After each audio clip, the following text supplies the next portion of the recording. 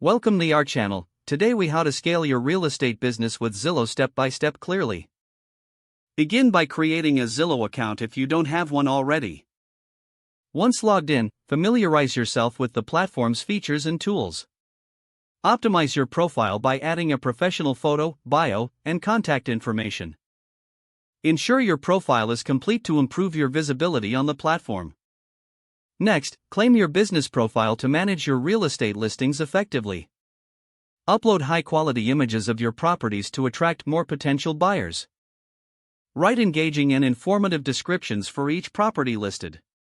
Utilize Zillow's pricing tools to determine competitive pricing for your listings. Leverage the Zillow Premier Agent program to enhance your visibility further. Consider investing in Zillow advertising options to reach a broader audience. Monitor the performance of your listings and make necessary adjustments as needed. Engage with potential buyers directly through the messaging feature. Respond promptly to inquiries to build trust and credibility with your audience. Collect and display reviews from satisfied clients to enhance your reputation. Network with other real estate professionals on Zillow to increase your industry connections. Regularly update your listings to keep your profile active and relevant. Analyze market trends using Zillow's data analytics tools to inform your strategies. Stay informed about changes in the Zillow platform to utilize new features effectively. By following these steps, you can leverage Zillow to scale your real estate business and drive growth.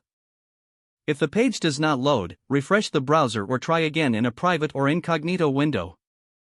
Make sure you are using the correct email address, then retype it carefully to avoid small typos.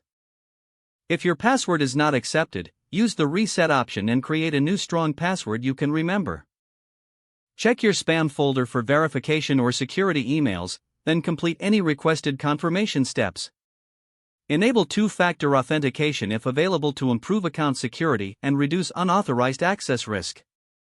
After signing in, review your profile details so your contact information and settings are accurate and current.